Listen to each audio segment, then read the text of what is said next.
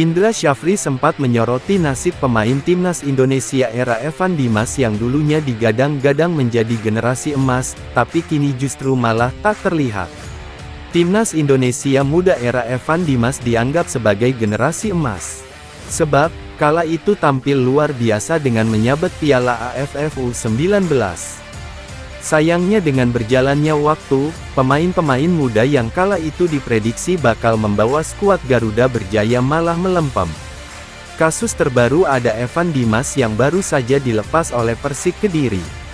Berkaca dari itu, ternyata omongan Indra Syafri soal anak asuhnya terbukti benar. Pasalnya Indra Syafri sempat mengatakan bahwa 60% pemain timnas Indonesia U19 era Evan Dimas disebut tidak akan lanjut di sepak bola. Jadi dari zaman 2013 itu, saya sudah melakukan psikotes terhadap para pemain. Hasil psikotes waktu itu, dia meramalkan 60% nanti kariernya gak lanjut di sepak bola, kata Indra Syafri dikutip dari YouTube Sport 77. Nah terjadi, ada yang menjadi karyawan, ada yang polisi, TNI kayak Raffi Murdianto, yang lanjut itu kan cuman Evan Dimas sekarang, Hansa Muyama, Ilham Udin, Dimas Drajat, Yanto Basna, sambungnya. Bahkan pemain muda era Evan Dimas yang bisa menembus timnas Indonesia senior asuhan Shin Tae-yong adalah Dimas Drajat. Selain itu, banyak yang tak dilirik. Nah, agar hal tersebut tidak terulang maka Indra Syafri menyerukan terkait kejelaskan pembinaan usia muda. Makanya oleh sebab itu, kalau dulu cara menyiapkan timnya atau kualitas pemainnya kurang. Tugas kita sekarang adalah pembinaan usia muda. Pembinaan usia muda kita itu harus yang pengelompokan itu dan dilatih oleh pelatih yang bagus, itu betul-betul kita siapkan, terangnya. Saya berharap nih tim nasional U19 yang baru kita bangun, jangan berharap 23-nya jadi pemain timnas, enggak, ya minimal ada 5 lah. Begitu dia pindah ke timnas senior, dari transisi U23 nanti dia memang permanen menjadi tulang punggungnya minimal 5 tahun gitu di tim nasional, tukas Indra Syafri. Jadwal kualifikasi futsal AFC 2025 Putri akan berlangsung pada 15–18 Januari tahun 2025. Garuda Pertiwi masuk di grup B bersama Kirgistan, India, dan Hong Kong, yang bakal bermain di Gor Amongrogo, Yogyakarta. Belum ada keterangan resmi laga kualifikasi bakal tayang di TV nasional. Timnas Futsal Indonesia Putri yang melaju hingga perempat final AFC Futsal 2018 Women's menempati pot 1 di babak kualifikasi. Hal itu pun membuat Fitri Rosdiana dan kawan-kawan diunggulkan bisa melaju ke putaran final yang berlangsung di China. Total terdapat 18 tim yang berpartisipasi di babak kualifikasi AFC Futsal 2025 Women's untuk memperebutkan 9 tempat tersisa di putaran final. Selain tuan rumah China, finalis edisi terakhir yakni Iran, dan Jepang juga dipastikan lolos. Kualifikasi AFC Futsal 2025 Women's dijadwalkan berlangsung pada 11–19 Januari tahun 2025. Adapun Timnas Indonesia Putri mulai bermain pada tanggal 15 Januari tahun 2025 di Gor Amongrogo, Yogyakarta. Timnas Indonesia Putri bertekad untuk meraih hasil terbaik di kandang sendiri. Terlebih lagi, mereka merupakan tim unggulan di grup B dengan menempati pot 1 usai lolos ke babak perempat final pada edisi 2018.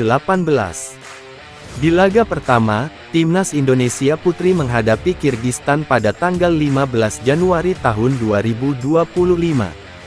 Fitri Rosdiana dan kawan-kawan pun lebih diunggulkan untuk bisa meraih kemenangan karena Lion Angels belum pernah lolos ke AFC Futsal. Kendati begitu, Fitri Rosdiana dan kawan-kawan wajib mewaspadai potensi kejutan dari lawannya tersebut. Pasalnya, kualitas tim futsal putri secara umum tidak jauh berbeda satu dengan lainnya.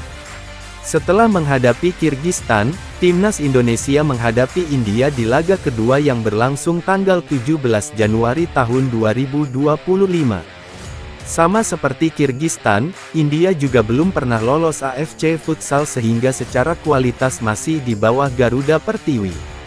Adapun di matchday pemungkas, Timnas Indonesia melawan Hong Kong, yang di edisi 2018 berhasil dikalahkan dengan skor 0-2.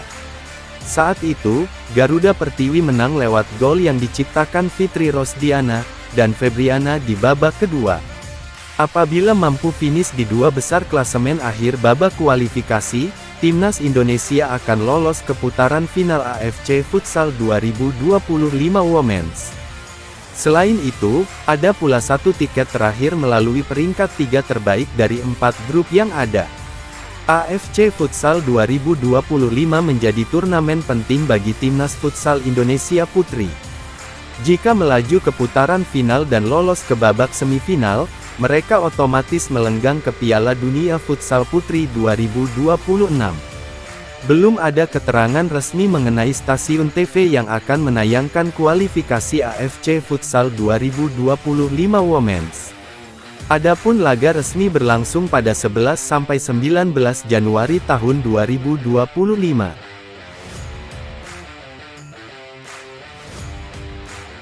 Asisten pelatih Timnas Indonesia, Nova Arianto menjawab rumor beredar isu pelatih skuad Garuda, Shin Tae-yong akan diganti. Posisi Shin Tae-yong tengah rawan usai Timnas Indonesia tersingkir di Piala AFF 2024.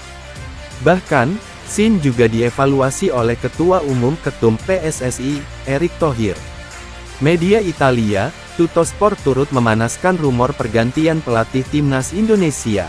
Erick Thohir diklaim ingin menunjuk pelatih Eropa. Di kami belum ada pembahasan apapun, ujar Nova. Saat ditanya apakah terganggu dengan pemberitaan yang beredar, Nova meminta untuk ditanyakan kepada Ketua Badan Tim Nasional, BTN, sekaligus manajer Timnas Indonesia, Sumarji. Karena banyak sekali spekulasi yang beredar jadi mungkin bisa ke Pak Sumarji ya, imbuh Nova. Namun, Sumarji juga masih belum bisa berkomentar terkait rumor pergantian pelatih di Timnas Indonesia. Erick Thohir pun belum memberikan komentar apapun. Kontrak Shin Tae-yong bersama Timnas Indonesia masih akan berlaku sampai 2027. Pria berkebangsaan Korea Selatan menandatangani perpanjangan kontrak selama 3 tahun pada Juni tahun 2024.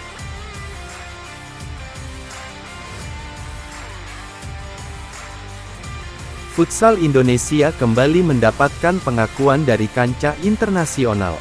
Terkini adalah kemampuan Timnas Futsal Indonesia. Pasukan yang kini dilatih Hector Souto itu diumumkan masuk dalam nominasi penghargaan Jako Futsal Award 2024 yang dimuat di Futsal Planet. Yakni pada kategori Tim Nasional Futsal Putra Terbaik Dunia, yang mana Timnas Futsal Indonesia bersanding dengan 9 tim nasional lainnya. Pengumuman 10 tim yang masuk dalam nominasi Jako Futsal Award 2024 di Futsal Planet itu resmi diumumkan pada Jumat tanggal 3 Januari tahun 2025, malam WIB. Selain Timnas Futsal Indonesia, tim lainnya yang masuk nominasi Tim Nasional Futsal Putra Terbaik Dunia terdapat Brasil, Prancis, Iran, Kazakhstan. Kemudian Timnas Futsal Maroko, Thailand, Ukraina, dan Argentina yang mempunyai 2 tim nasional yang masuk dalam 2 nominasi, senior dari U20. Adapun pemenang Tim Nasional Futsal Putra Terbaik Dunia pada Jako Futsal Award 2024 di Futsal Planet akan diumumkan Sabtu tanggal 4 Januari tahun 2024 malam WIB. Dalam penghargaan tersebut, ada 15 kategori yang diumumkan nominasi dan juaranya secara bertahap.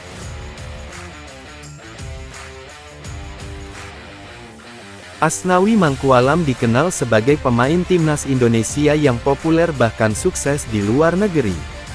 Kini tengah jadi sorotan publik karena berhasil mengharumkan nama Indonesia. Bukan hanya kualitas sebagai pemain bola Indonesia, Asnawi Mangkualam juga membuktikan ucapan pelatih Shin Tae-yong, STY, yang toleran itu. Kapten Timnas Indonesia, Asnawi Mangkualam terus menunjukkan performa luar biasa yang mengukuhkan jadi pemain terbaik dimiliki negeri ini. Bisa bermain di liga luar, Diketahui, bek sayap kanan ini telah memperpanjang kontraknya bersama Port FC hingga akhir musim 2028/2029. Hal ini pun membuktikan langkah pemain kesayangan STY membuktikan atas kontribusi signifikan Asnawi di lapangan hijau. Selama tahun 2024, Asnawi mencatatkan kinerja yang luar biasa bersama Port FC. Ia tampil dalam total 30 pertandingan, terdiri dari 12 laga pada musim 2023/2024 dan 18 laga di musim 2024/2025. Faktanya, di balik kesuksesan Asnawi Mangkualam saat ini juga tak lepas dari peranan STY. Klub asal Thailand sudah keker Asnawi sebagai salah satu kunci kesuksesan tim di masa depan. Awal karir Asnawi Mangkualam di luar negeri dimulai pada tahun 2021, saat ia bergabung dengan Ansan Greeners di Liga Korea Selatan. Di mana pelatih STY berani pasang badan akan kualitas pemain Makassar itu. Shin Tae-yong sendiri mengakui kalau anak asuhnya tersebut sungguh bertalenta. Akhirnya, ia membawa Asnawi ke Liga Korea Selatan.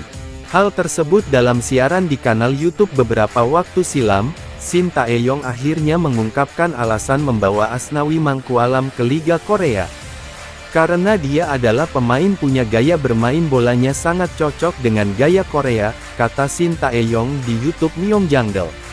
Saya memang berpikir dia cukup lumayan untuk dikirim ke Korea, imbuhnya. Atas kepercayaan STY itulah membukakan langkah Asnawi Mangkualam jadi pemain terbaik hingga saat ini.